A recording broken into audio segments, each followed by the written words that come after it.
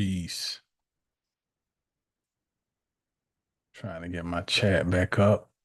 Uh, I don't know who all is out there in internet land,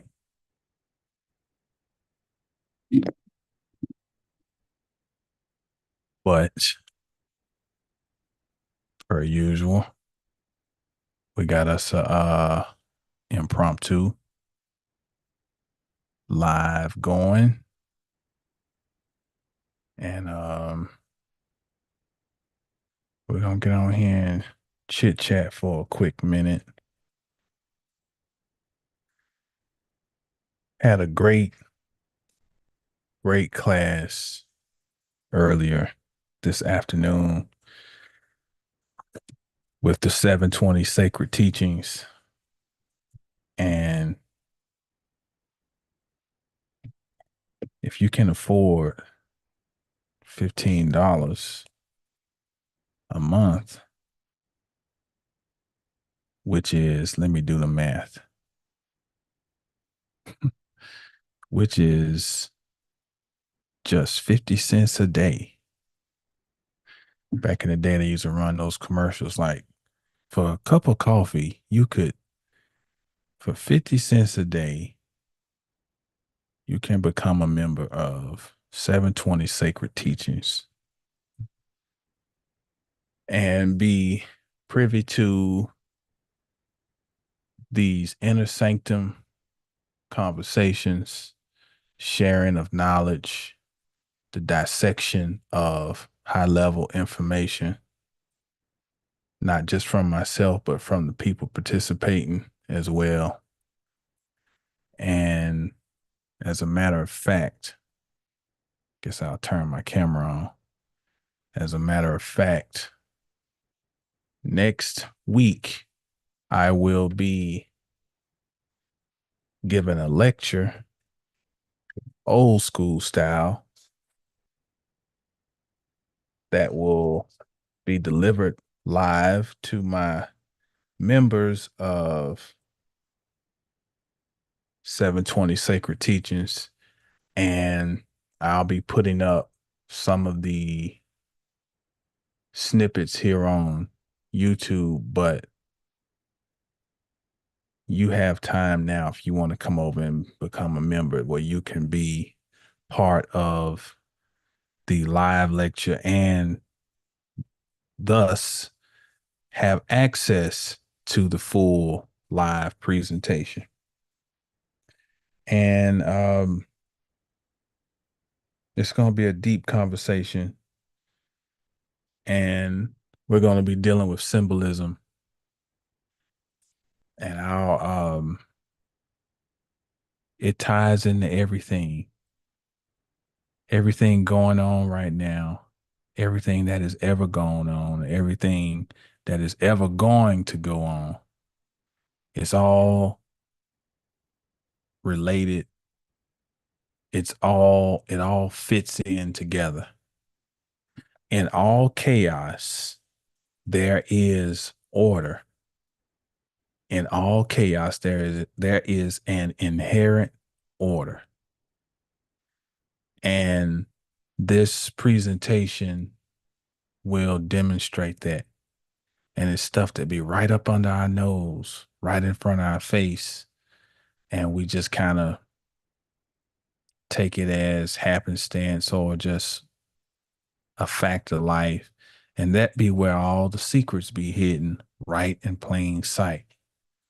But so 720astrology.com is where you can find the information to become a member of the 720 Sacred Teachings. It's where you can also get my bundle. You know, like the bundle is like going to college and you get your books before you start the semester. You get the bundle, which includes the 5 metaphysical handouts I created. It includes the booklet, 2020 in the World to Come. It includes my book, the layman's guide to manifestation, and it includes the 10 tips to reading your own birthday, your own 10 tips for reading your own birth chart.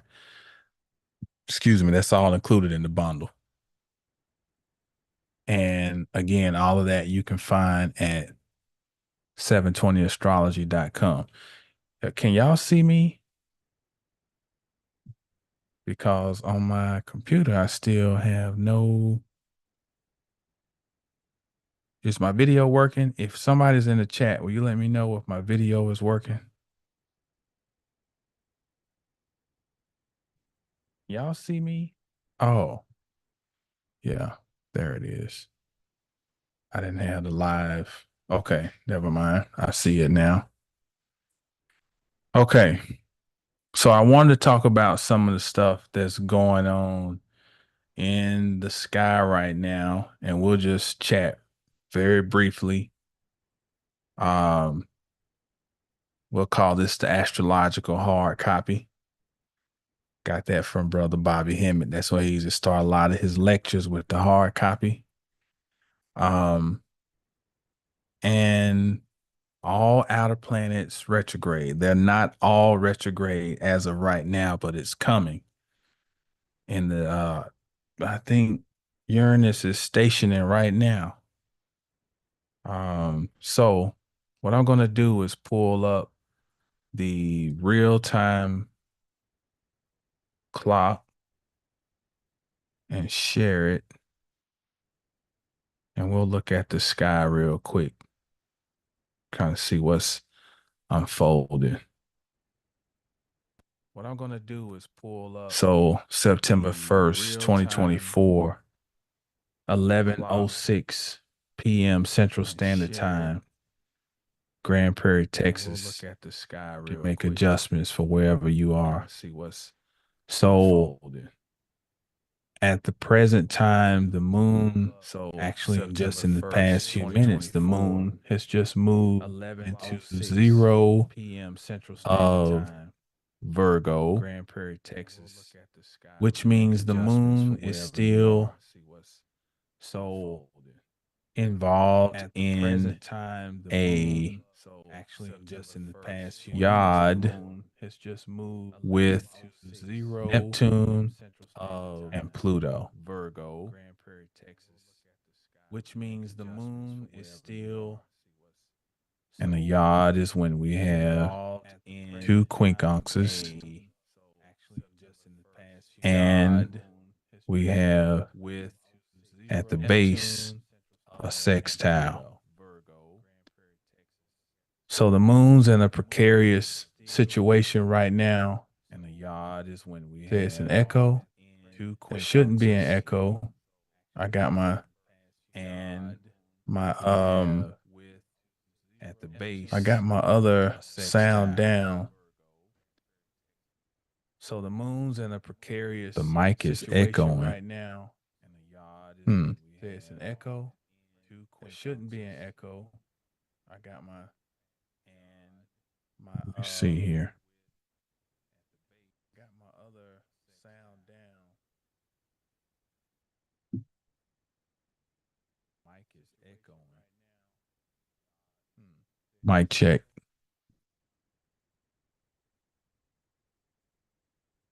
It still got an echo.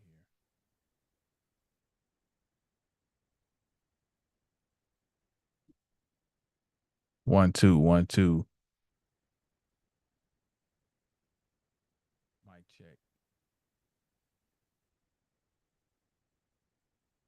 Still an echo. Okay. Thank you. Thank you. Say it's good. Okay. All right. Maybe it was coming from my computer being turned up. Okay, good. Thank y'all. Okay. So where was I? The moon's in a funny position right now. Um,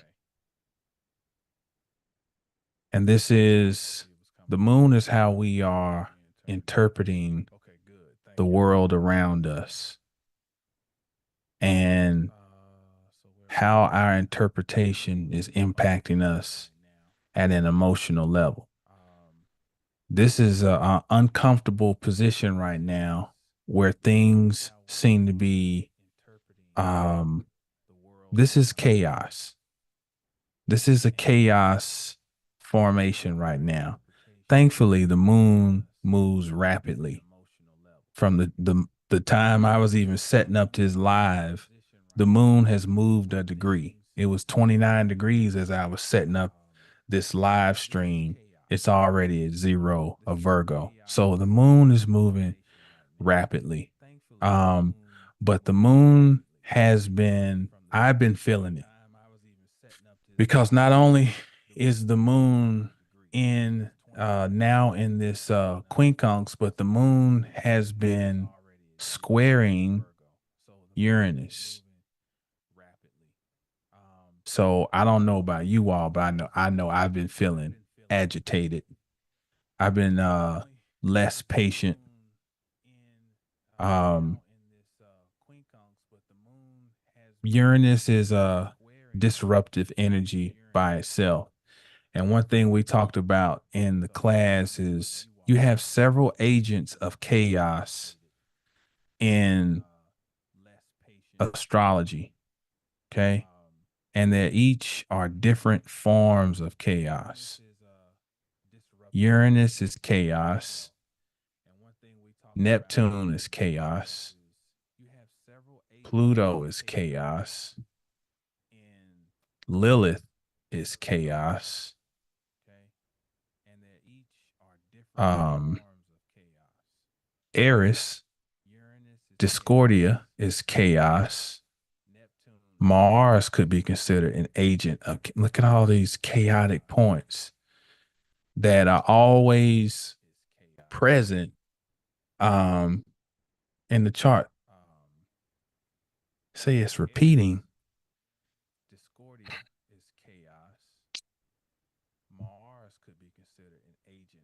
I don't know. I'm not hearing it. Hmm. There we go. Let's see.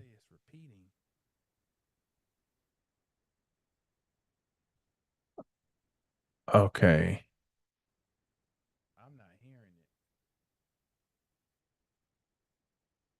Wait a minute. I think I got two things open.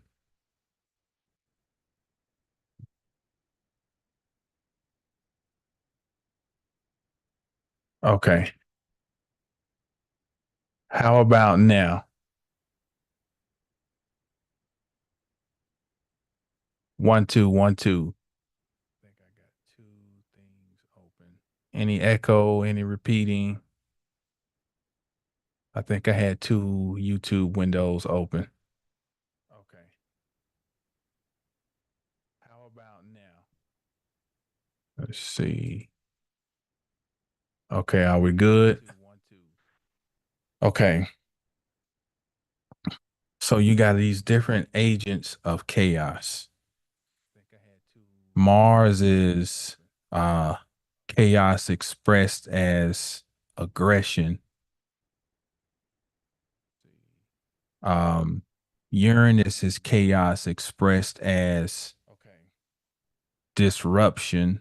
So you got these different agents of chaos.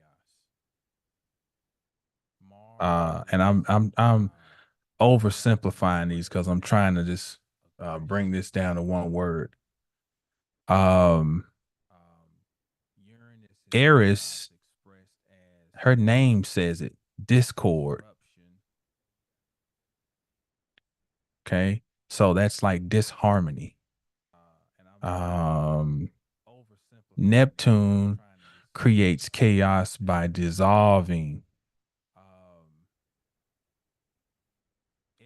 Oh shit! I got one of my. Sound like my daughter up. Hold on 1 second. Okay, so that's like disharmony. Neptune creates chaos by dissolving.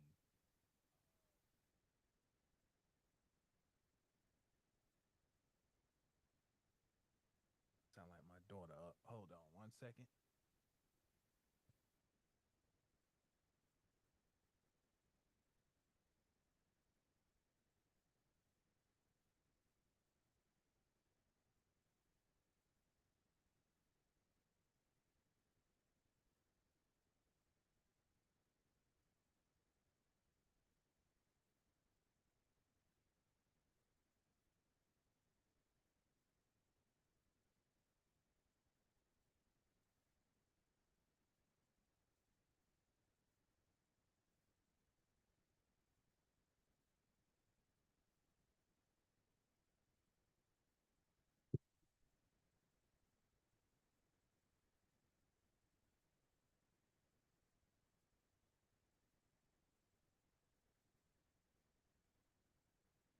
Okay, let's try this again. So y'all say y'all can still hear it? I don't know how I can have my voice echoing. Uh,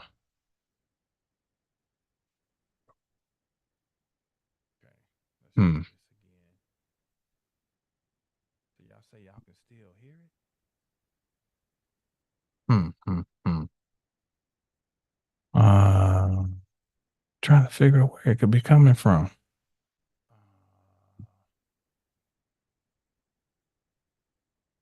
See, I got can't be coming from the laptop.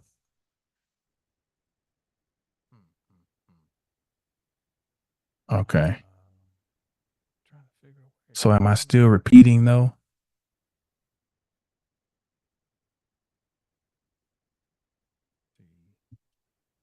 Oh well, shit. Okay, Pluto is an agent of chaos by destruction. And you see some of these words kind of overlap. So am I still repeating though?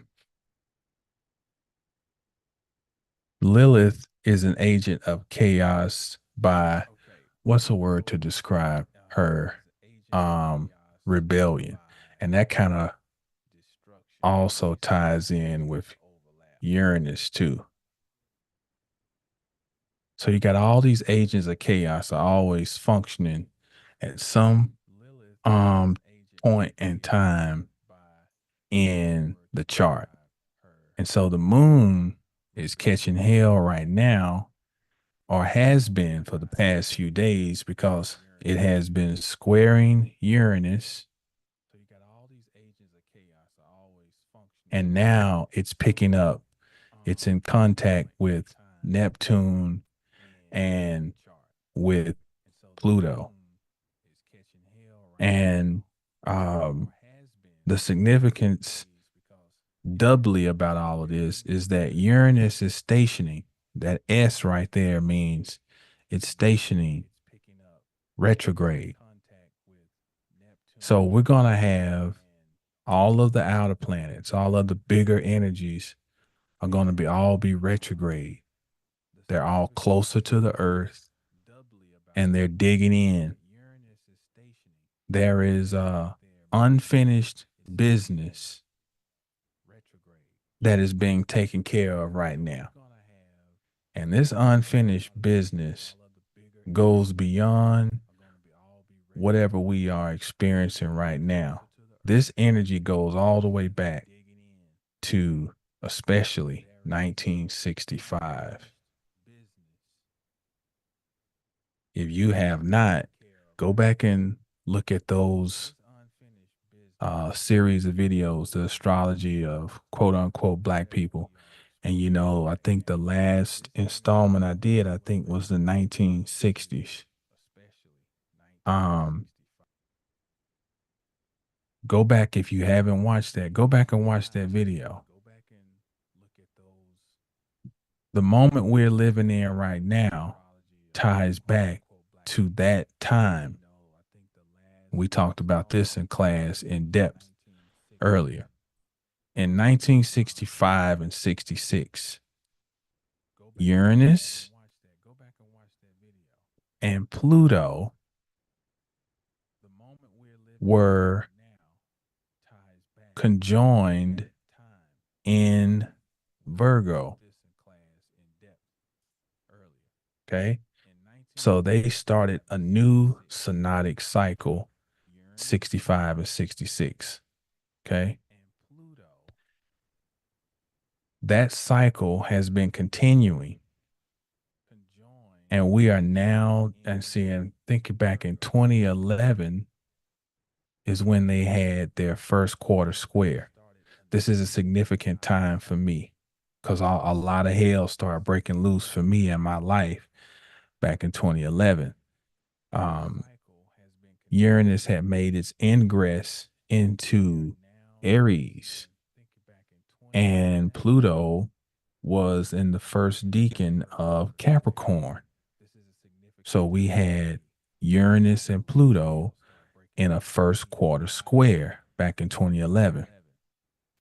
Well, now here in 2024, they are in their opening trine to each other. Uranus retrograde, 27 of Taurus, Pluto retrograde. Now, just a few hours ago, um, if that, 29 of Capricorn, making its re-ingress into Capricorn. Um, and so although we have this intense energy of all these planets retrograde, that means their signals are loud. That means the disruptive nature of Uranus, the volcanic nature, the eruptive. This eruptive is a better term for Uranus. It's it is pushing out. It's volcanic. It's explosive. Its signal is louder. The implosive force of Pluto, the equivalent of tilling the soil, tearing it all up to make it malleable and viable for new seed. That's Pluto. Those two signatures allow, including the signature of Neptune, which dissolves things and breaks things down so that there can be a solution. Where once there was a coagulant, Neptune comes in and it brings its form of chaos through dissolving things. You know, Neptune is like the saliva in our mouths.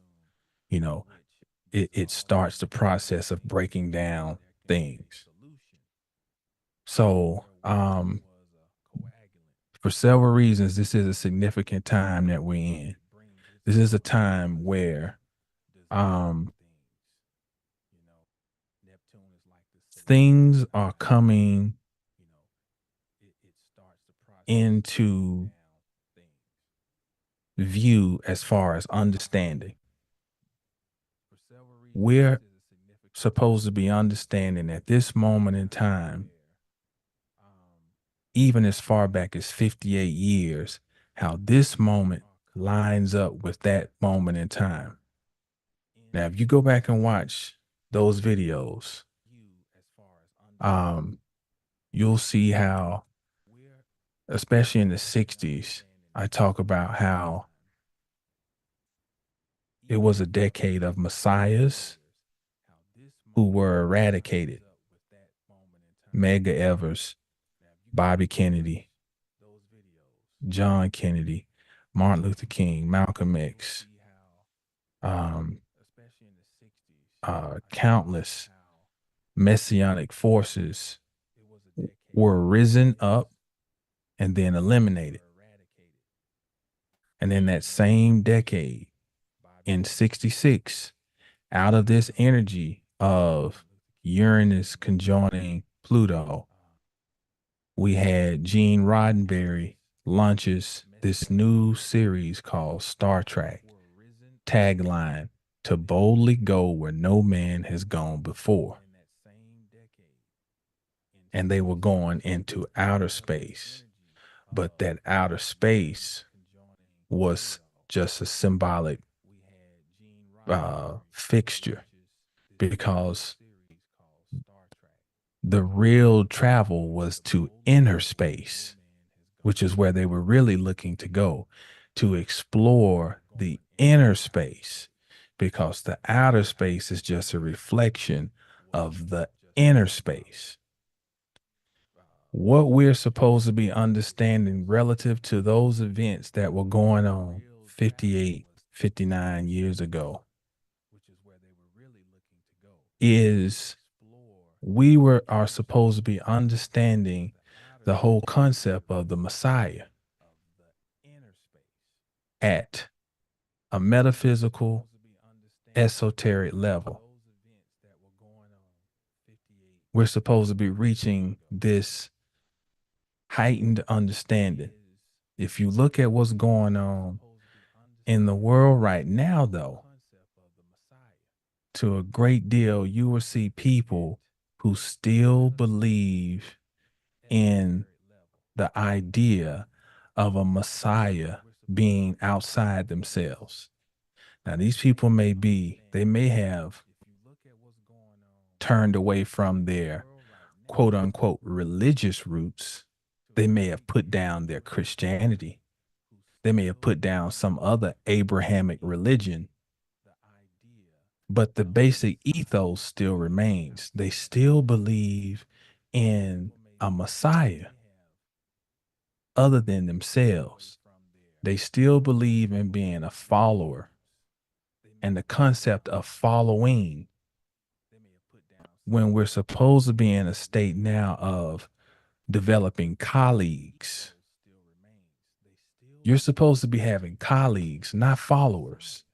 You're supposed to be a contemporary and not a follower,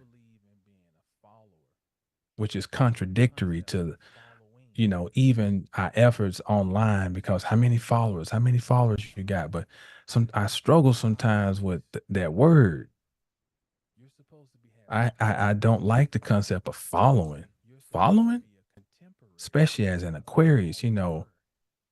Um, so I think we are supposed to be having this heightened clarity around what was supposed to be the mission some 58 years ago.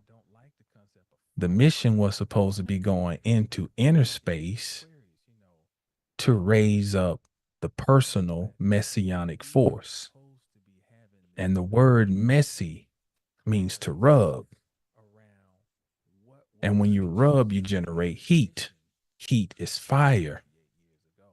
So we were supposed to be going boldly into the inner space to resurrect the dead Christ, the dead or the sleeping baby, the sleeping Buddha, to wake it up.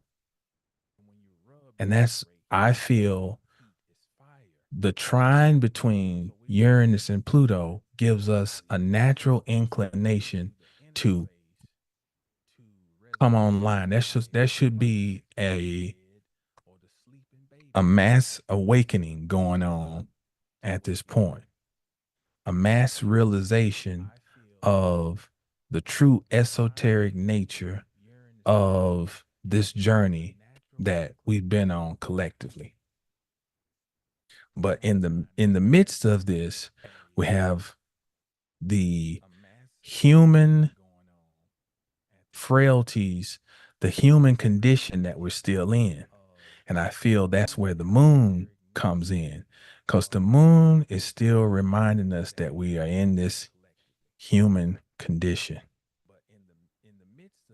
And, we can say all we want, this is just an illusion, but this thing sure do feel real. It sure does feel real. It's a hell of an illusion. This thing is a hell of a program because it feels very, very real. And that's challenging all of this. Then adding into the mix is the fact that we have Mercury, which is our thinking and communication and our ability to see details and to break down and disseminate information. Mercury, it is in a difficult position, and it will increase in difficulty as the days go on. Although it is now direct, it is in a um, agitated relationship with Uranus.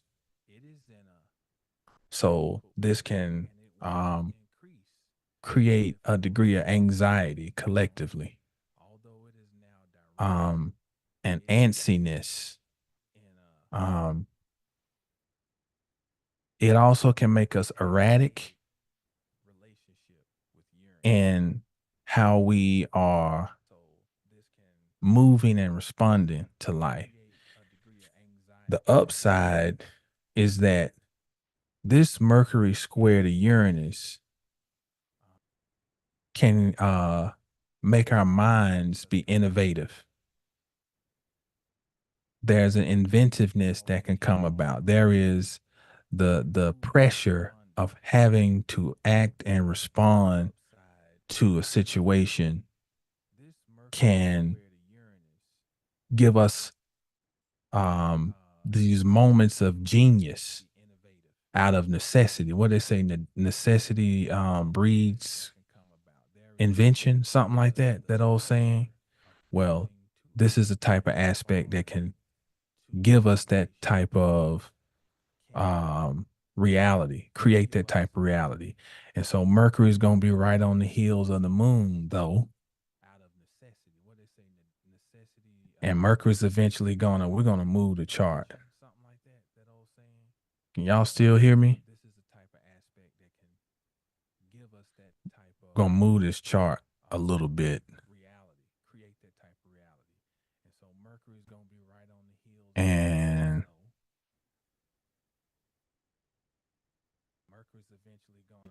we'll see how Mercury's going to by September 5th, Thursday. Mercury will start to, let's see. I can't see nothing. I hope y'all can still hear me. Okay. By Thursday, we see Mercury is now starting to approach a quincunx with Neptune and Pluto. And by Friday and Saturday, that's when we really start to feel it. Uh Friday is at 27. Now we're starting to feel it around Friday. Saturday it really intensifies. So Saturday and Sunday. So like Thursday through of this week. So like the 5th through the 9th, things may the energy can be very heavy on our mental capacity. This is a type of energy that can really invite a depressed, disillusioned type of energy mentally. So there's a need for a degree of stoicism this week. This is some heavy energy. There's a need for some stoicism. And while Mercury is in this quincunx, it's squaring still Uranus. So slow down, slow down. Don't get caught in things appearing one way to where it just seems like it's completely dismal.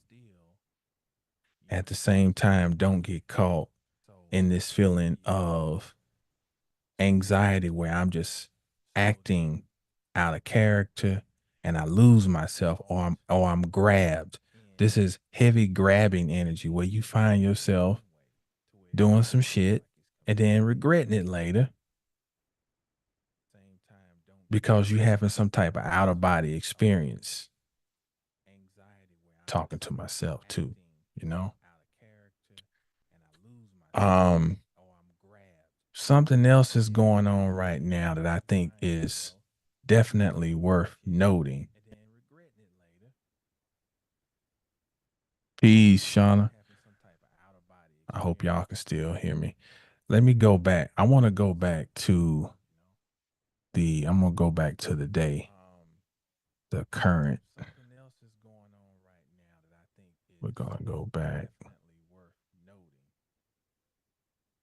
And something else I think is really something to keep a eye on. We have Venus, Lilith, the South Node, and Juno. We have this stellium going on in Libra right now. Okay. South Node says release. Venus, love, and how we share love through relating. Venus is also what we value, amongst other things.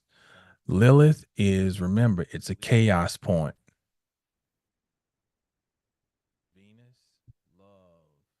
Side note,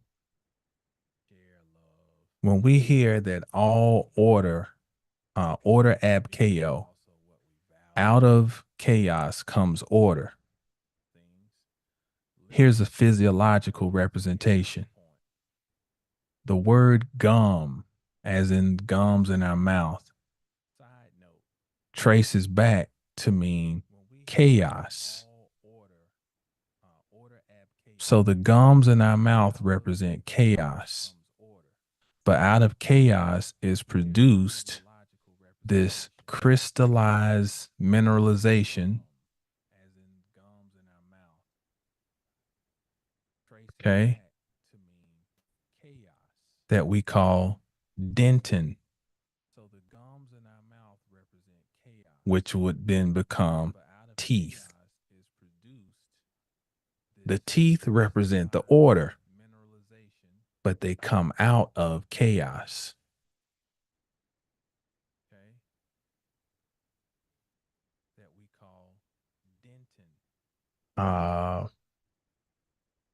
They come out of chaos. Keep that in mind.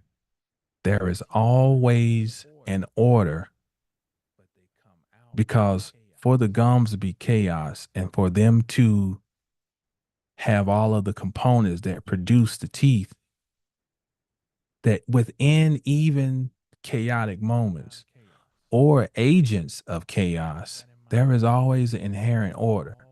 And that's why next week, when I do this lecture, I'm going to do the lecture on the almond. And if you understand the almond, you the almond almost is giving you the secret to everything. The almond. And that's what the lecture is going to center around, the almond. But digressing, I messed around and moved the chart. Damn, because the chart moved because it's tracking it. Okay, so let me redraw this. Damn, whole new house done ascended on me. Okay. So again, Venus, Lilith, agent of chaos. How? Because Lilith goes against the status quo. Lilith goes against the status quo. Now, this is significant because Lilith is conjunct the South Node. And when you're looking at placements on a chart or on the zodiac wheel, you always want to pay attention to proximity. Proximity should never be ignored. That's giving you clues. If this were your chart and you were looking at it and you saw you had Lilith between Venus and the South Node, then relationship is going to always be with you dealing with how you manage to overcome status quo. As in, are you in a relationship based on an image, based on an idea of what a relationship is supposed to be, relative to having a working definition for yourself? Because if that's the case, then you'll always have trouble with a placement like this. because what Lilith does is she bucks the status quo. So wherever she's at, that's what she's doing. She's disrupting what fits into the mundane, egotistical desire to maintain something.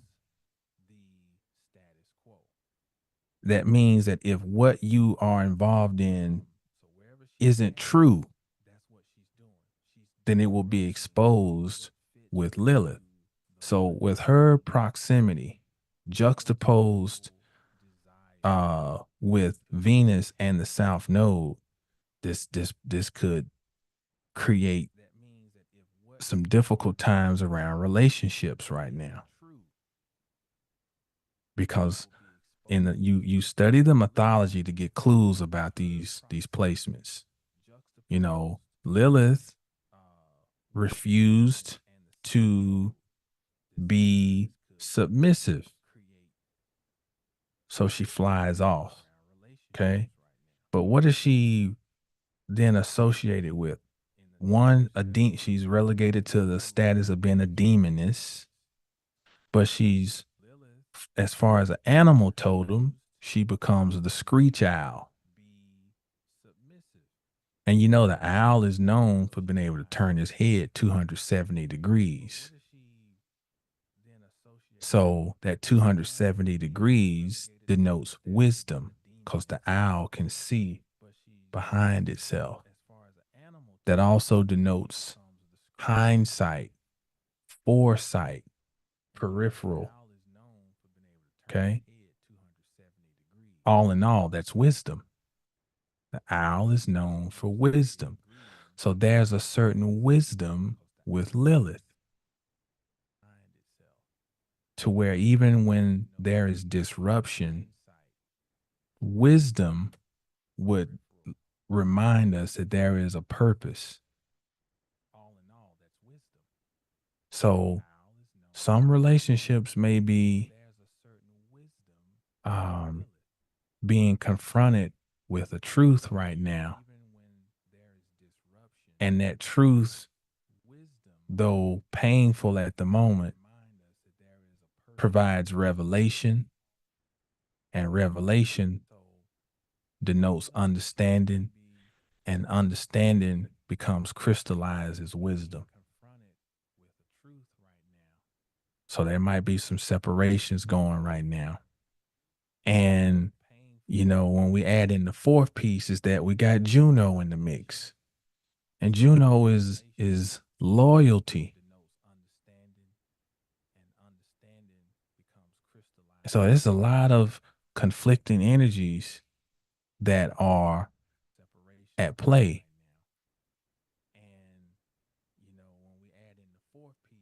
And so maybe some ties are being broken. And then when you factor in that they are squaring Ceres up here, and this is some heavy, stuff going on right here. There's pressure being put on the home. There's pressure being put. This is basically a T-square that's going on between the nodal axis, Venus, Lilith, Juno, Ceres. And then when we have a T-square, that energy then shoots into the house that is not occupied, and it will put pressure in that area. And so where's it shooting or releasing? In Cancer. So our homes are under siege right now. The family is under siege.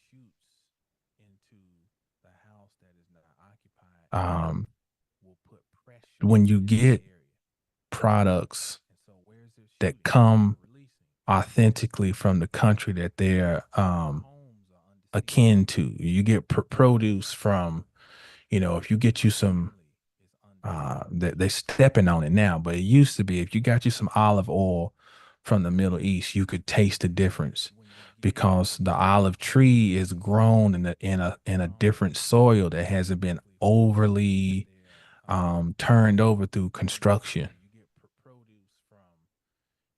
So when we talk about family, family is equivalent to the soil that we grow out of.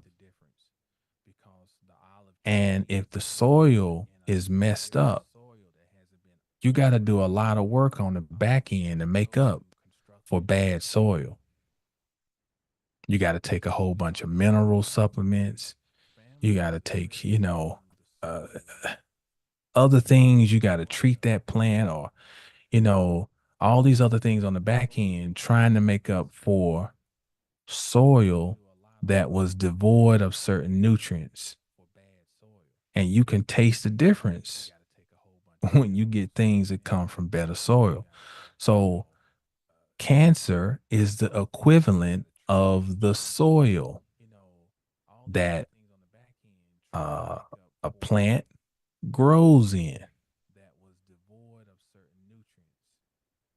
So there's a lot of emphasis here on family, on the home.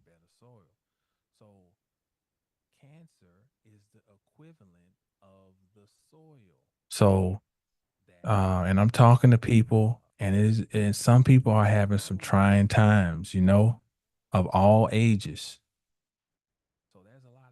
and which is why the conversation next week is so important. That we need to always be mindful that all chaos is part of a divine order. It's all part of a divine order. Everything is in a state of becoming. Everything is in a state of becoming.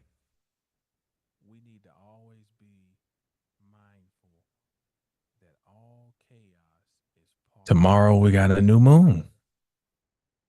In the midst of all this stuff, we have a new moon. And the new moon occurs in Virgo. And Virgo is the most fixed of the mutable signs. Why would I say that? Because Virgo's working towards an order. It's ordering. So although it's mutable and it's changing and it is adjusting, it's sifting, it's working. This is it's working because it knows that a season is ending. That's why Virgo is associated with the harvest because we know summer is over, but it is working to establish a new order.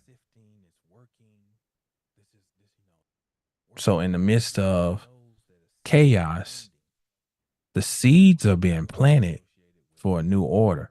And just look at just right now, talking about proximity again. Look where we got the moon, look at the sun, and look what's between it. Vesta. Now look at this glyph of Vesta.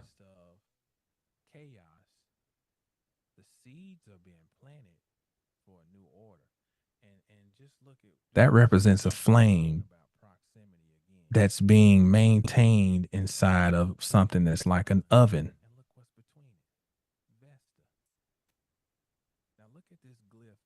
So Vesta is going to be an extension of your rising sign because your rising sign is where the flame is lit.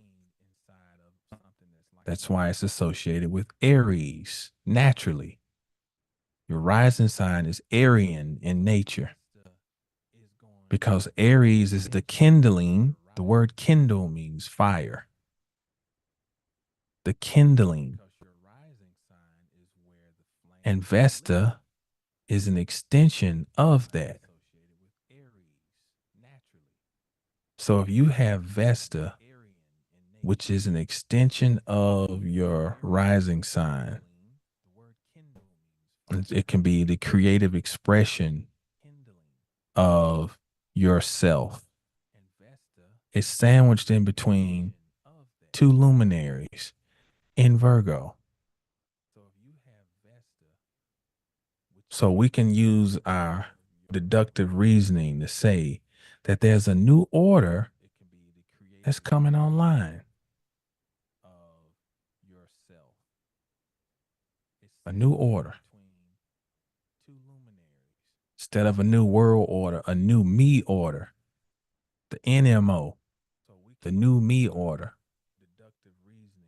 Now, in order to be able to reap the benefits of this, you had to have already been preparing the vessel to receive, which I got a portion of the book of my book, The Layman's Guide to Manifestation. I talk about preparing the vessel. You a great chef or a cook knows which vessel is best suited for the dish that's being prepared.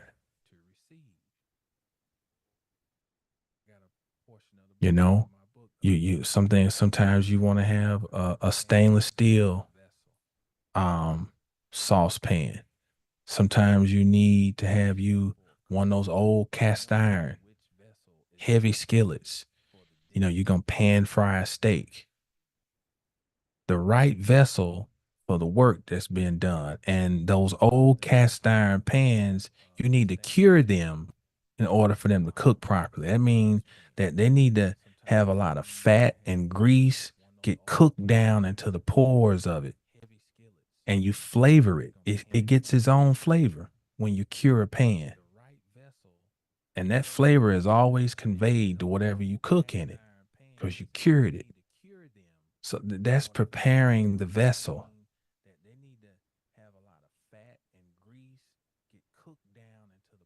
The reason we even look at this stuff is to get our minds prepared for the fact that life is always ebbing and flowing. And our ability to not cave in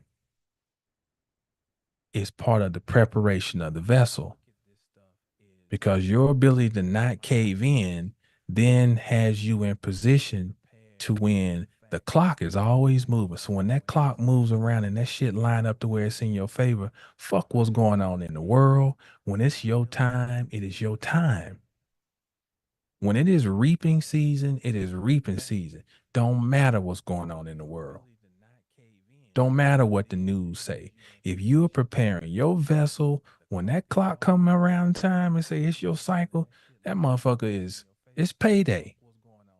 But you had to have prepared the pan for the particular groceries that you have to prepare. I hope I'm making sense. Um, let's see what y'all got going on. Um, let's see. Yeah, Journey said, yeah, it has been crazy the last 3 days. Daughter's car was stolen. Then my son has been very sick, 3 sleepless night, all types of challenges, but I know something beautiful. Indeed. Indeed. Um, uh, so yeah. So yeah. Um, I'm trying to think what else I need to talk about. We covered the new moons in Virgo. We talked about that. Um, we talked about the challenges with Venus. I think that pretty much covers the first week of September. It's a heavy week, you know. Um, but um being born with, Saturn retrograde, it's been a interesting journey, and Pluto retrograde. Thankfully, they harmonize with my sun. Well, yeah, Pluto does. Saturn opposes my sun, but still, they understand each other. Like when opposition is an opportunity for understanding too, because they complement as much as they oppose. What I've learned and continue to have to learn is slow and steady, slow and steady. And listen, when you got these heavy energies, especially like right now, don't discount or discredit the power of micro victories. You got to win little battles every day to keep yourself going. So little things like a little list, and go on your phone and put that green check beside every time you get something done on that list. And it can be something that seems so juvenile, but we're all actually children anyway at heart. And we all still need gray hair and all. You need positive reinforcement. You know, don't fool yourself and think you're so sophisticated that everybody still needs that. Everybody still needs a pat on the back. Everybody needs to feel like they shit matters, that they're making progress. You don't outgrow that.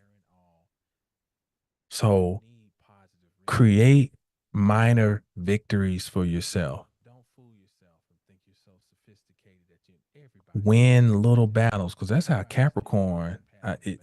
That's how that Capricorn energy. That's how it's the slowest of the cardinal energies, but it's when you're talking about the long game, it's the most powerful because it's so slow.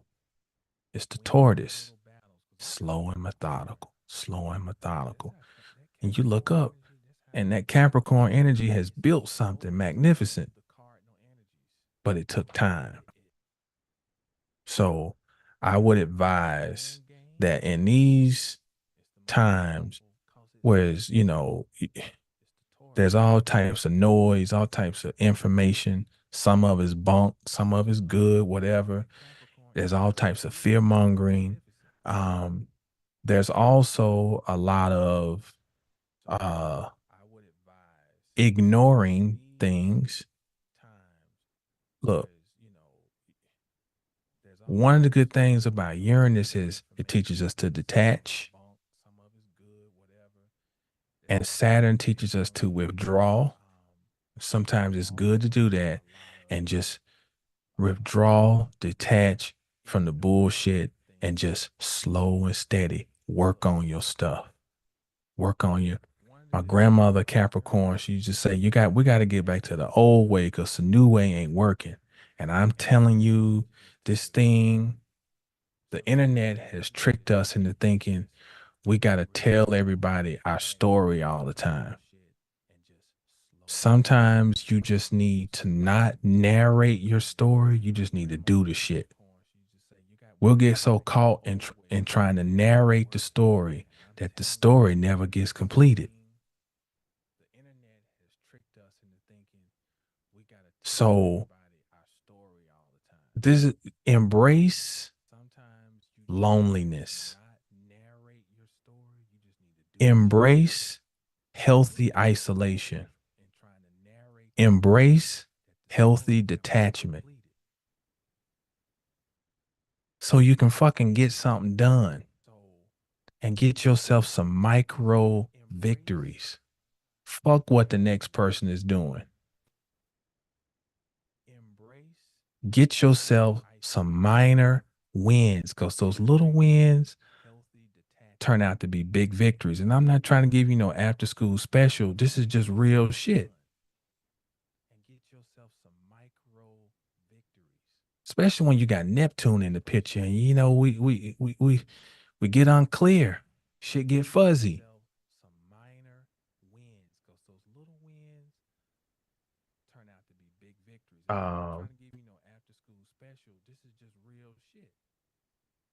But that's all I got.